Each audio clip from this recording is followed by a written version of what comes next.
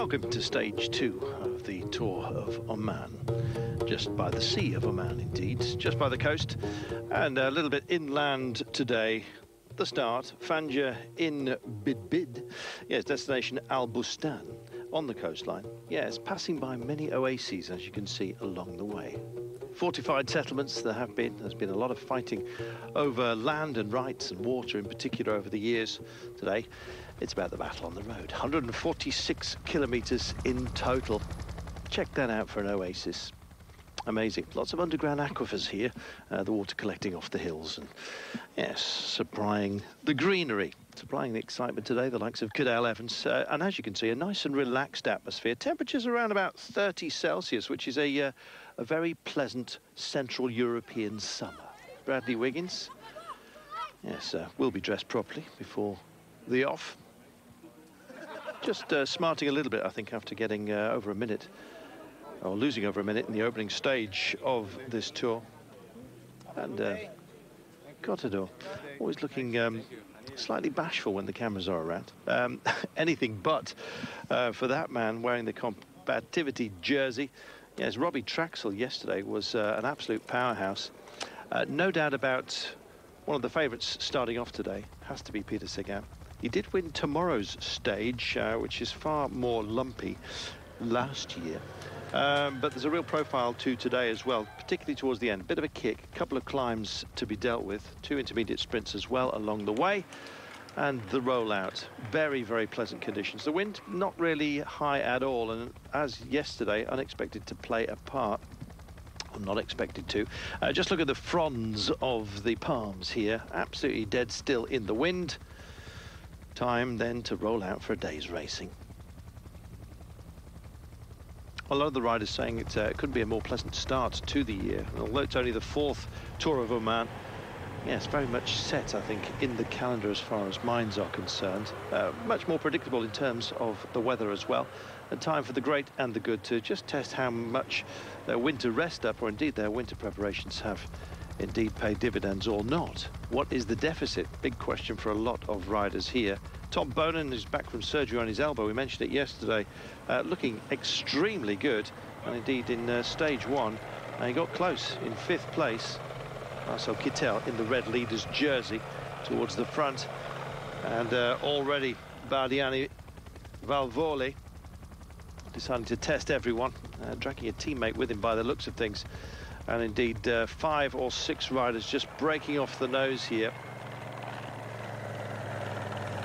Well, Kittel's team more than capable of turning on the gas when they need to. Argus Shimano at the front, but this is a lively little start here. How successful it'll be remains to be seen. Early days and a long old way to go as well. And just a kick up of pace from the main chasing pack here. And this ultimately will be doomed. So just a brief on what we've got today. First intermediate sprint. Peaking out at 412 metres, which immediately tells you that this is far different topography to Qatar, which started off our Middle East sojourn, if you like. Yes, maximum height in Qatar, I think, was 85 metres above sea level. So very flat topography. Anything but here in Oman. And the efforts of Argus Shimano doing, or paying dividends. This tour being well fated, incidentally. All the school children being given the day off to cheer it through, and doing so roundly when the heat of the day is more or less past. And first escape then wound in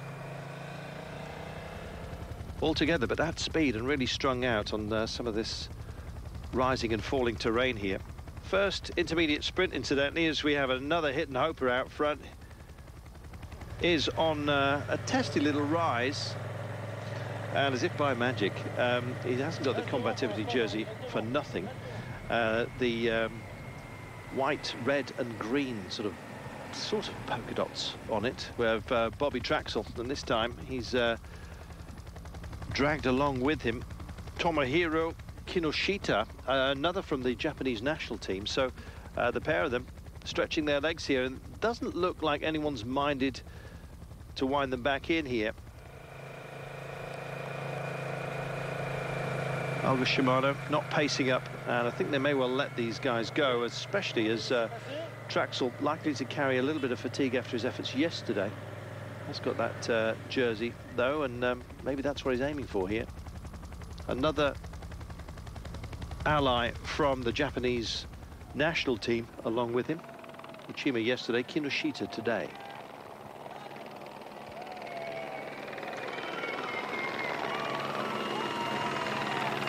Well, the squeals tell you that the lead is coming through.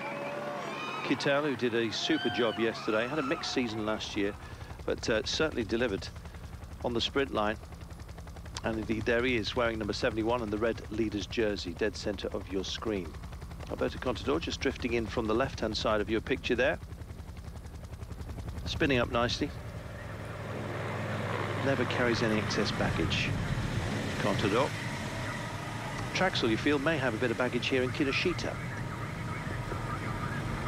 Relaying well, though.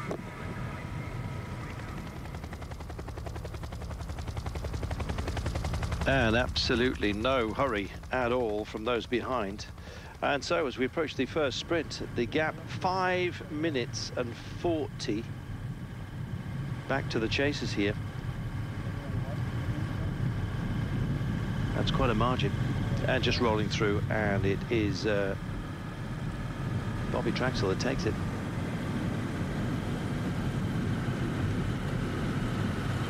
So Champion Systems doing another great job courtesy of this man. Meanwhile, back in the pack, Cannondale doing some work, presumably thinking about Sagan a little bit later on, but August Shimano as well with the leader's jersey. Always wanted to stay in a safe place, and it's interesting, Saxo Tinkoff also joining the party today.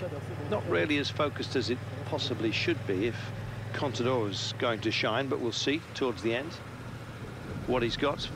Well, we announced this yesterday as a bit of a day for the classicists, so expect some big names to come to the fore late on, provided of course that these two get brought back. Well, they've got a big challenge, and that is the first climb of the day. Not an easy one. In fact, it's the most focused of both of the climbs, and these guys have been putting in a lot of effort here. When you're only relaying as two riders, it takes a toll very, very quickly. Although, that said, Bobby Traxel did this yesterday, and he's still out for more punishment by the looks of things. Well, if he carries on this much longer, he's going to claim that jersey for keeps. Sipalat. Now, this is an old settlement, but there's very much a new look to that fort. Well, there's not a great deal of erosion or weathering in this part of the world, but it does look brand new. As renewed vigour to the peloton here as they come into town. Just stretching out ever so slightly. Take your vantage points where you can. There's plenty here in Oman. It really is one for hikers and mountaineers. All the settlements generally tend to be in the valleys. And where there are vales, there are obviously travails as well if you're going to go over these hills. And it's the first climb of the day coming up. That's not it, incidentally. Just passing over one of the highways here, but you can see just how it starts to roll just a little bit as we get into the foothills and head towards some of those proper climbs. Nothing too focused today. Nice to see Philippe Gilbert, the world champion, just rolling through and looking happy. Very conversational within the main pack, incidentally. So we've got a brief hiatus as we stand out at the head of the course. These two still just time trialing themselves at the moment. Traxel, 31 years of age these days. Had some great results in his career. A couple of years ago, the Kern-Brussels Kern. And yes, regular podium player on some of the lesser events, such as the Étoile Bazèche. Nonetheless, doing a great job here. And so our chance to take a break as hostilities seem to be, for the time being at least, set. Chance then to get inside one of these castles, a more ancient one incidentally, and find out just what life was like indoors.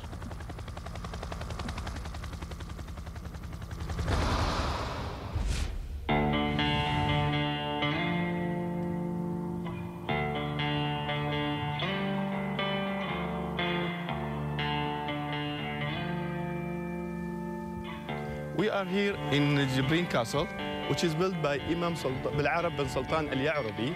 In 17th century, Portuguese came to Oman. Omani people built all these forts and castles to defend themselves. Jibrin Castle also, they use it also for defense. And this is one of the things we are using for defense for Jibrin. We'll visit inside. This is the door of the castle, which is built by very strong wood. The type of the wood used from teak wood, and they use it also for defense too. In this part of the castle, we are going to see the phallic system, which is the water running through the Jibrin Castle. So the water, we can use it for the multi-purpose, like a fresh, to keep the place cold and fresh. So this is a stage, so it can stop the enemy to come through the system phallic inside the castle. But the water is used here for the drinking and cooking. And in case if there is any enemy coming outside of the fort, so they can, if they are succeed to block the water to come through the castle, people, they can use the well here for cooking.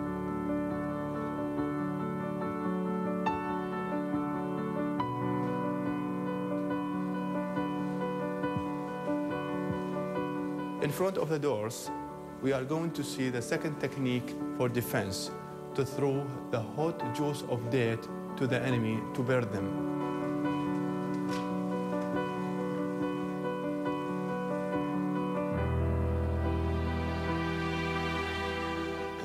In this room, one of the big room in this castle, which is so beautiful.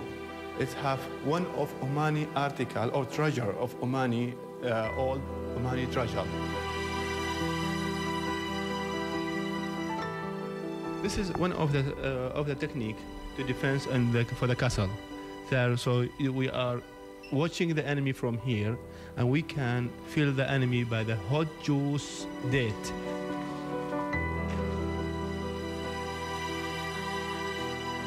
Hot juice of death. Don't like the sound of that. Built in 1675 by Imam Bil'Arab. He did a good job. We'll be back in a moment.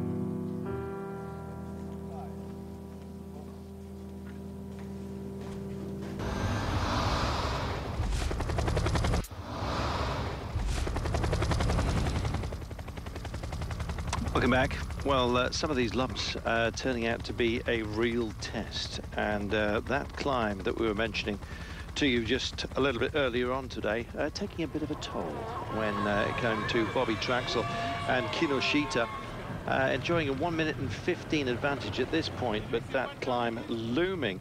The maximum break, incidentally, had gone out to 6 minutes and 25, so they'd done a good job, but as they headed towards Muscat, into a bit of a headwind, they managed to just hold the advantage for a while, but ultimately it was going to take a toll. And look at this.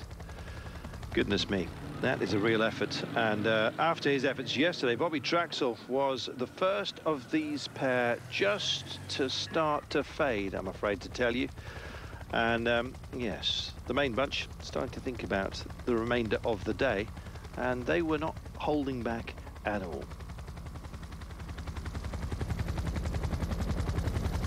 Great wide shot here for you, and here come the pack right now, still together at this point and doing a job.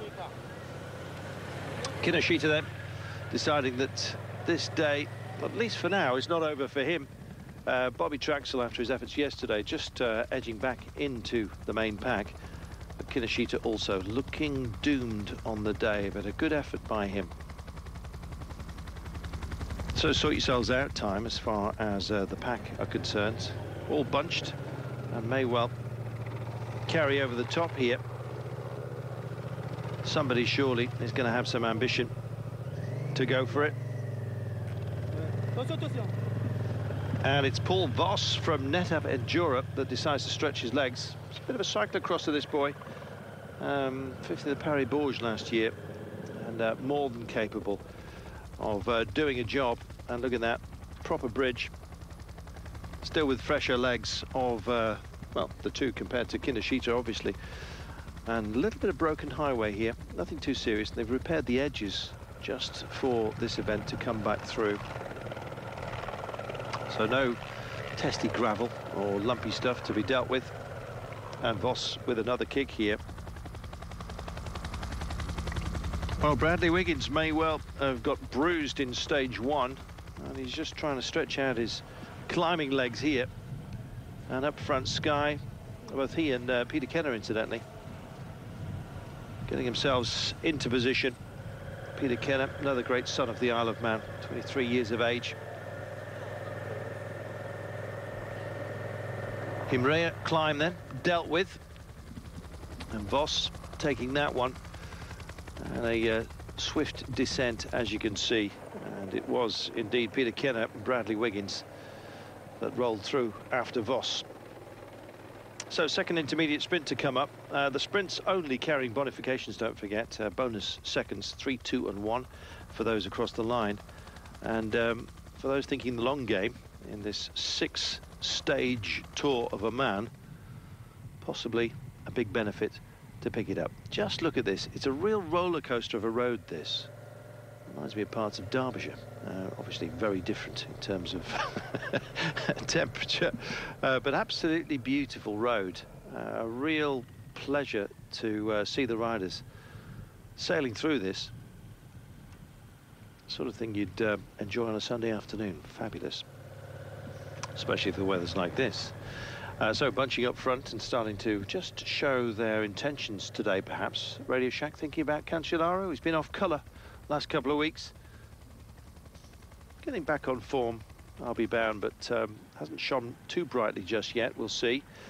But this sort of rolling terrain as well, where you can just kind of hide as well if you are out front. Maybe suiting those with ideals on going for it today. Still no great sign of Philippe Gilbert, incidentally, along the way. A lot of riders just riding themselves into what is going to be a very busy season, and a lot of it you'll be able to see, of course, on Eurosport. Great theatre, this. The highways they've built, absolutely beautifully done. Sawn through quite a few mountains, though, to do it. Look at this for a bit of modern excavation. And these guys, well, to use the metaphor, got to dig deep today, and indeed starting to do so now. Powering up and stringing out along the highway. Nice, very, very quick rolling surface, this, incidentally.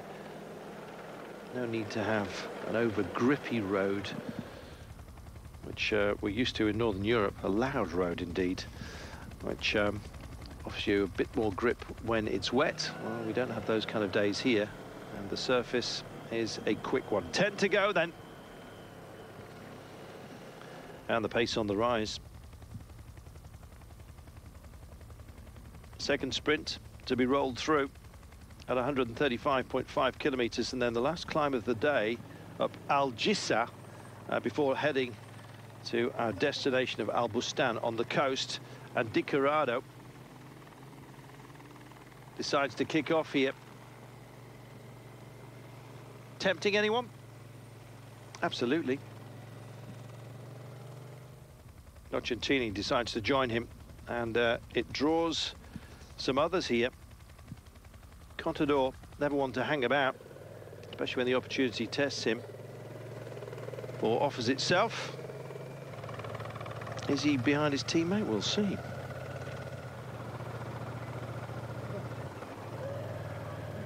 Jesus Hernandez looking for his man.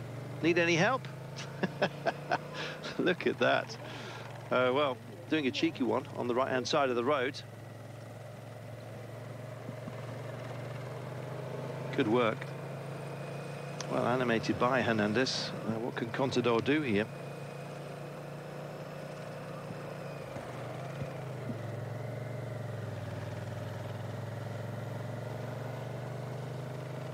Well, quite a bit. Early season, it seems.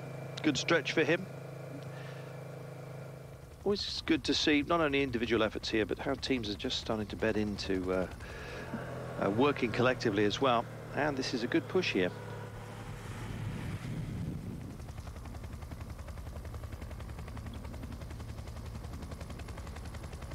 high speed on the descent.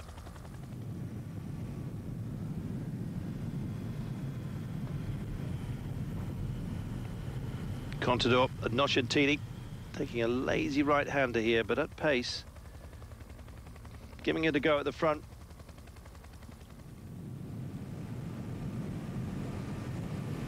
And not to be left alone. And Peter Sagan in his familiar descending style. Also joining the fray here. Well, he's a dangerous man to have around you. And we've got a quality kind of break out front here.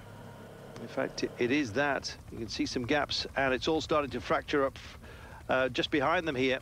And Sagan, well, he's bridged over beautifully. Is he going to turn on the taps here? Big checks over shoulders just to see how much of a cushion they've actually got. Well, if you're going to do it, you better make it soon. Two of the Leopard boys here. Galopin involved, and it's breaking down. The pace is up, and there Sagan starts to think about it. Well, woe betide anybody who's in his way here. Does start the season very well. How will he go this time by? Won a stage here last year, don't forget. That's tomorrow. We're expecting that to have his name on it. Well, right now, he looks the paciest of all of them. He's been able to change that pace again and again. Galopin then with Nibali.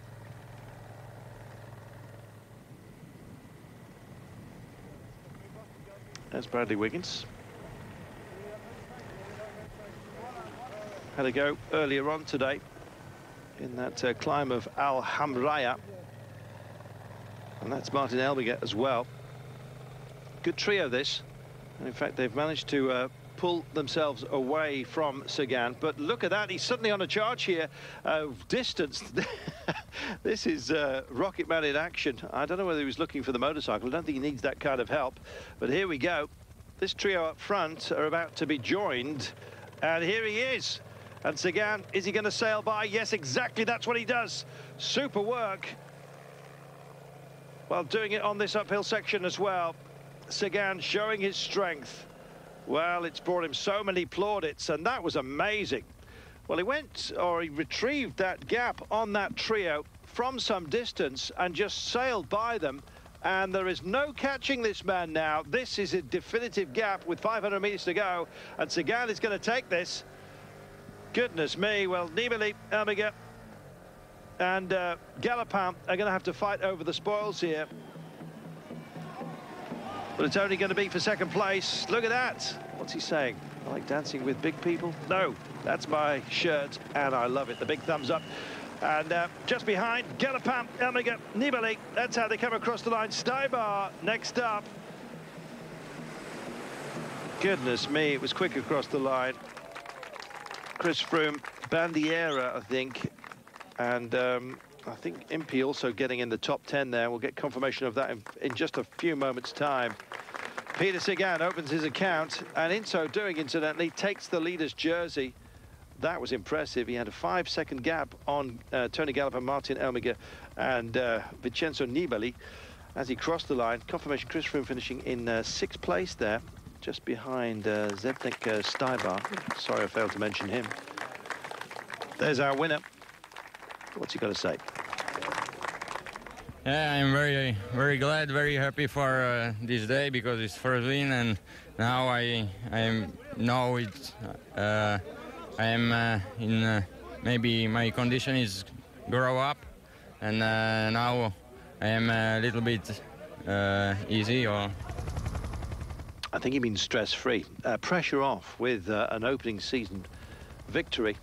Why not? Sagan then is our overall leader. Galopin, nearest man to him.